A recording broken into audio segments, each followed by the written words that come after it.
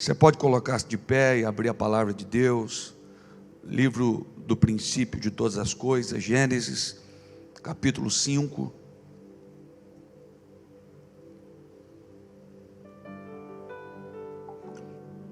Nós amamos a Bíblia e a reconhecemos como palavra de Deus. Gênesis capítulo 5, a partir do versículo de número 16. Vamos ler alguns versículos. Se alguém perto de você, por um acaso, não tem um exemplar da Bíblia, você pode oferecer aí uma carona santa. Gênesis capítulo 5, versículo 16, está escrito: E viveu Maalalel, depois que gerou a Jarede, 830 anos, e gerou filhos e filhas. E foram todos os dias de Maalalel 895 anos, e morreu. Diga, morreu. E viveu Jarede 162 anos, e gerou a Enoque. E viveu Jarede, depois que gerou a Enoque, 800 anos, e gerou filhos e filhas.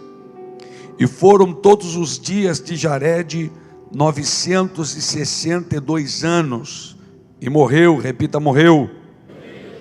E viveu Enoque 65 anos, e gerou a Metusalém, e andou Enoque com Deus, depois que gerou a Metusalém 300 anos, e gerou filhos e filhas. E foram todos os dias de Enoque 365 anos. E aí não diga nada, porque não está escrito morreu. Versículo 24: E andou Enoque com Deus, e não se viu mais, porquanto Deus para si o tomou. Diga amém. Amém. Pode sentar, por favor. Redobre sua atenção. A palavra aqui, transladado, é o mesmo que arrebatado, que significa ser tomado com força. E aí eu começo do fim. Um homem que anda com Deus a ponto de não provar a morte física, porque diz a Bíblia que Deus gostou daquela comunhão e o tomou para si. Foi transladado aos 365 anos. Para pensar nisso. Existem algumas coisas que nos chamam a atenção aqui nesse texto, além, é claro, dos nomes estranhos que a gente acabou de ler. E com todo respeito, são nomes estranhos. Laalael, Jabede. Não se concebe colocar o nome de um filho hoje assim, né? Não se pensa nisso. Além dos nomes estranhos que a gente acabou de ler, também é curioso a média de vida que a Bíblia vai relatando, o tempo de vida desses homens que viveram antes do dilúvio. Se você for ler não apenas os versículos que a gente leu, mas os versículos anteriores, você vai ver uma curiosidade: 600 anos, 700 anos, 800 anos, 900 anos, e quase todos, com exceção de um homem, termina dizendo: e morreu. Em casa você pode ler os versículos anteriores. Geraram filhas e filhas, e morreu. Viveu tantos anos, e após viver tantos anos, gerou filhos e filhas, e morreu. Mas quando chega em Enoque, isso para. E ele diz: e não se viu mais, porque Deus o transladou. Deus o tomou para si. Só para a gente entender, a expectativa média de vida global hoje é de 70 anos para os homens, 75 anos para as mulheres. Isso é expectativa de vida global. 70 anos para os homens, 75 anos para as mulheres. E aí, pensando nessa perspectiva, ou nessa expectativa de vida, nessa média, alguém pode perguntar a si mesmo: Então, como pode, pensando em 70 anos e 75 para as mulheres, os homens que viviam antes do dilúvio viverem 800, 700, 900, 930 anos? Existem algumas teorias. E uma delas é a diferença no calendário da época. Alguém diz que o calendário era diferente. No entanto, desde que se tem notícia, o homem sempre calculou os anos num período de pelo menos 360 anos. Pelo menos 300. Isso porque a contagem tinha a ver com um calendário lunar, as estações. E aí alguém vai dizer, então é por isso, mas são só 5 anos, diferente do nosso calendário. Então é pouco provável que esse seja o motivo de viverem tanto. Uma outra hipótese, e talvez a mais provável, era sem dúvida as condições de vida do planeta. A gente não pode comparar as condições de vida, a qualidade de vida desse tempo do nosso tempo. Isso sugere que havia alguma diferença na atmosfera da Terra que protegia muito mais a vida do planeta. Haja vista que é provável que você tenha lembrança aí de um bisavô, de um tataravô que viveu mais de 100 anos. Vovô Teodomiro, 101 anos de vida, 90 anos. Arrumou uma velha de 86 e casou de novo. Meu avô, 70 anos de crente, 40 de presbítero, com um vigor invejável. Aos 90 anos eu lembro de vovô acordando 5 horas da manhã, tomando um banho gelado, pegando uma enxada e indo para o quintal. Aí de mamãe, se às 11 horas não tivesse o almoço pronto, almoçava às 11, fazia uma mistura de melado com farinha, mandava para dentro, e 1 hora depois estava o vovô de novo com a enxada no quintal. 5 horas da tarde, no máximo 6, o vovô estava jantando, dormindo. E no dia seguinte, 5 da manhã de novo. Só que antes de sair, fazia o seu culto doméstico. Faleceu aos 101 anos de vida. A qualidade de vida era diferente. Eles não tinham o ativismo que nós temos hoje. Não tínhamos a demanda que nós mesmos criamos. Um dia perguntaram a um monge budista, chamado Dalai Lama, perguntaram o que mais te impressiona no mundo. Ele disse, os homens. E ela disse, por quê? Porque eles gastam a sua saúde buscando dinheiro, depois gastam todo o dinheiro tentando recuperar a saúde, vivem como se nunca fossem morrer, e morrem como se nunca tivessem vivido. Aí a gente se pergunta por quê? E no meio desse monte de nome complicado, de tanta longevidade, a gente se depara com o versículo 18, quando ele diz, e viveu Jared 162 anos, e gerou Enoque. Jared vive 162 anos, e gera um filho que ele chama de Enoque, e depois Jared vive mais 800 anos, e gera filhos e filhas. Para pensar nisso e vem comigo. Jared, 162 anos, e ele gera e nasce um menino que ele chama de Enoque. Depois vive mais 800 anos e gera filhos e filhas. Ao todo Jared viveu 962 anos. E diz a Bíblia, e morreu. Mas deixou um filho chamado Enoque.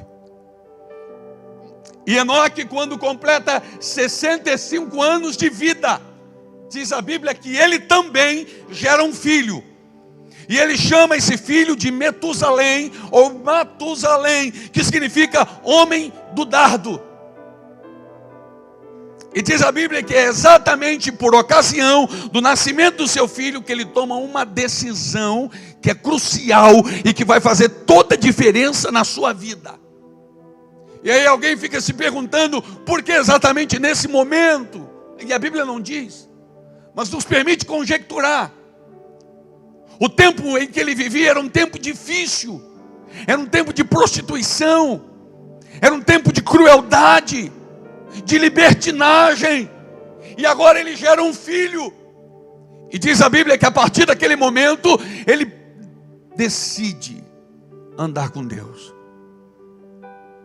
Alguém diz, está sabendo o que houve lá na casa de Enoque? E outro diz, eu estou sabendo, nasceu um menino. Ele disse, não, nasceu um menino sim. Mas junto com o menino, nasceu uma decisão no coração de Enoque.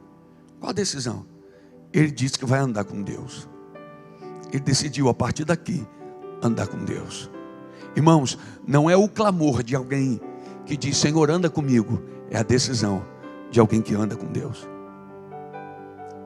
Hoje é muito comum a gente ouvir nas igrejas e fora delas, gente clamando, dizendo, Senhor, me ajuda. Senhor, vem comigo. E o Senhor está dizendo, você está invertendo os valores. Não sou eu que tenho que ir com você. É você que tem que vir comigo. Enoque decidiu andar com Deus.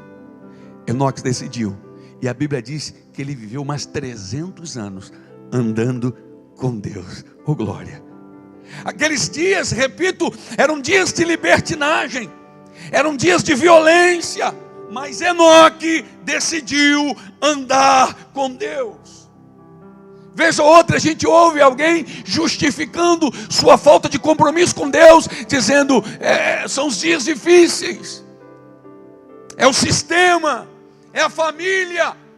E eu quero trazer à memória aqui que Adão caiu e perdeu no paraíso, e Jesus venceu no deserto. Não tem a ver com lugar, tem a ver com decisão. E eu me lembro que essa foi a minha palavra no dia 31 de dezembro. O nosso ano será determinado pelas decisões que nós tomamos, e não meramente pelas crendices. A verdade é em que em dias difíceis, em dias de prostituição, em dias violentos, Enoque assentou no seu coração dizendo, eu vou andar com Deus. É possível nesses dias andarmos com Deus. Parece que os dias de Enoque eram o retrato dos nossos dias. E ainda assim, Enoque disse, eu vou andar com Deus. E aí eu repito, não é Deus andar com Enoque, é Enoque andar com Deus. Pastor, que diferença faz? Faz toda a diferença. É uma questão de quem está no comando. Enoque vai para onde? Vou para ali. Por que você vai para ali? É como o povo no deserto. Todo mundo monta as tendas, acampa, aí até que a nuvem ande. Quem está no comando é a nuvem e não o povo. Não é a nuvem que anda quando o povo anda, é o povo que anda quando a nuvem se move. Quantas das vezes a gente ouviu com a melhor das intenções alguém dizendo que Deus te acompanhe. E ao contrário, é que a gente siga o Senhor. É que a gente esteja, sabe, isso é uma questão de acesso. Andar com Deus tem a ver com acesso a lugares. Você sabia disso? Existem lugares que você só vai ter acesso porque você está andando com Deus. O diabo não respeita a nossa roupa, o nosso sapato, o tamanho da Bíblia que você carrega. Ele respeita a presença que você carrega, a unção que você carrega, o poder que está sobre você. Então andar com Deus tem a ver com acesso. Você vai ter acesso a lugares, porque anda com Deus que você não teria se estivesse andando sozinho ou andando segundo o curso do seu próprio coração. É simples entender isso. É como se você tentasse entrar num lugar muito importante sem ser credenciado, sem ter autoridade para entrar, sem ter permissão para entrar. E alguém te barra e diz, você não pode entrar aqui. Mas se você tiver com alguém de autoridade e a pessoa tentar te barrar, alguém de autoridade vai dizer, deixa entrar, está comigo. Ele anda comigo, ele veio comigo. Não sou eu quem veio com ele, é ele quem veio comigo. Querido, quantas portas vão tentar se fechar para você, mas o Senhor vai dizer, pode abrir, porque ele anda comigo. Pode abrir, porque ele está comigo. Quando você anda sozinho, se responsabiliza pelas próprias decisões. Mas quando você anda com Deus, Deus se responsabiliza por você. Se você andar sozinho, a guerra vai se levantar. Se você andar com Deus, a guerra também vai se levantar. Mas se você andar com Deus, Deus garante o teu acesso. Ele guarda a tua entrada e a tua saída. Deus disse, pode deixar ele entrar, porque ele está comigo. Por isso ele disse, as portas do inferno não prevalecerão contra a minha igreja. Não é a porta que vai vir até você, sou eu e você que entraremos pelas portas do inferno e vamos arrancar o filho, o sobrinho, o marido, a esposa que estava perdido. E se o inferno quiser trazer resistência, o leão da tribo de Judá vai dizer, pode deixar entrar, ele anda comigo. Enoque disse, eu vou andar com Deus. Enoque, tem gente andando com as drogas, eu vou andar com Deus. Enoque, tem gente andando com a pornografia. Enoque disse, eu vou andar com Deus. Eu decidi andar com Deus. Sabe a melhor decisão para você tomar nesse início de ano? É de andar com Deus. Quem sabe ano passado você, me perdoe a expressão popular, deu com a cara na porta algumas vezes. É porque você estava sozinho. Mas decida andar com Deus. Esse ano eu vou andar com Deus. Não importa que o pecado esteja proliferando, não importa que a iniquidade esteja crescendo, eu vou andar com Deus. Eu vou pôr a minha vida no altar do Senhor. Eu vou fazer o que o Senhor... Jacó é um exemplo clássico disso. Quantas coisas Jacó veio fazendo até chegar no Val de Jaboque. Ali Deus parou ele e disse, Jacó, você estava achando, até aqui era o Deus de Jacó, mas agora vai ser o Jacó de Deus. Agora é você que anda comigo. Eu vou dar as ordens. Irmãos, como é bom. Davi disse no Salmo 23, o Senhor é meu pastor. O Senhor só se torna meu pastor quando eu me submeto ao seu pastoreio, quando eu decido ser ovelha dele. Não foi Deus quem disse, Davi é a minha ovelha. Foi Davi que disse, o Senhor é o meu pastor. Alguém fica dizendo assim, eu estou esperando o dia, pastor. Que dia? É Deus que está esperando o dia que você vai dizer, o Senhor é o meu pastor. E Deus diz, então agora você é minha ovelha. Eu te reconheço como Senhor. Deus diz, então agora eu te dou o poder de ser feito meu filho, de ser chamado meu filho. Enoque propôs no coração dizendo, eu vou andar com Deus. E ele andou com Deus, de tal maneira que Deus o tomara para si. Enoque não provou a morte, ele foi transladado. Outro dia houve um debate, alguém dizendo, como que você gostaria de morrer? Eu disse, não, eu não gostaria de morrer. Paulo escreve aos Coríntios no capítulo 15, e ele diz assim no versículo 51, eis que aqui vos digo um mistério, na verdade nem todos dormiremos. Dormir ali é morrer. Irmãos, nós acreditamos, como diz o pregador, que esse é o tempo que Jesus está com a mão na maçaneta. Jesus está voltando, e isso é tão verdade, que alguns do que aqui estão, é provável que não provarão a morte, mas serão arrebatados num abrir e... Enoque foi transladado pela fé. Salvação é pela graça, mediante a fé. Isso não vem de vós. O que é que não vem de vós? A fé? Não. A graça, a salvação. Isso é dom de Deus. Mas e de mim, pastor? A Bíblia diz, com o coração se crê e com a boca se confessa para a salvação em Cristo, para arrependimento. Oh, glória a Deus, bendito seja o nome do Senhor. Há pessoas acreditando em outras coisas, e é verdade sim, que há toda uma preparação. Quanto tempo já a gente não ouve falar de vida fora da terra, pesquisas em outros países, extraterrestres, e há quem acredite nisso, mas eu acredito no arrebatamento da igreja. Eu acredito que esta é a geração do arrebatamento. Eu acredito no que diz lá em Hebreus 10:37, ainda um pouquinho de tempo, e o que há de vir virá, e não tardará. É nisso que eu creio. O pregador ilustrou muito bem, dizendo que naquele dia as pessoas vão estar diante da TV, e de repente todo mundo vai sumir, transladado, arrebatado, arrancado com força. Estarão dois andando no caminho, um será tomado, o outro será deixado, nós trabalhando no campo, nós deitados numa cama. A Bíblia diz isso. E quem está vendo televisão, daqui a pouquinho a programação é interrompida e aparece alguém lá que não era cristão, espantado, quebrando todos os protocolos de alguém que entra no ar de repente, dizendo, interrompemos a nossa programação. para anunciar que algo espantoso está acontecendo em todo o globo terrestre. Homens e mulheres e crianças estão sumidos misteriosamente. E alguém vai dizer: e uma coincidência. Todos eles eram aqueles que tinham um livro preto na mão e confessavam Jesus como Senhor e Salvador de sua vida. É nesse exato momento que eu e você estaremos adorando a Deus por toda a eternidade, pelo século dos séculos. A igreja precisa voltar a crer nisso, a pregar e se alegrar pelo arrebatamento da igreja. Afinal de contas, quem espera em Cristo só para esta vida é o mais miserável dos homens. E aí eu termino. Esses dias eu estava ouvindo uma palavra como esta, e alguém contava uma ilustração que eu quero reproduzir. Ele dizia o seguinte: ele dizia que um homem veio à igreja e trouxe o seu filho.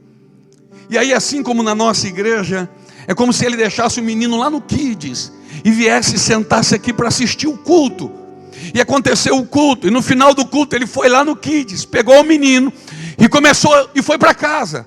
Só que no meio do caminho ele começou a indagar o garoto, dizendo: meu filho, como é que foi lá na escolinha? Foi legal? E o menino disse: foi muito legal, pai. E o que te ensinaram lá? Pai, falaram sobre um tal de Enoque. E aí o pai no caminho perguntou para ele: mas disseram o que do Enoque?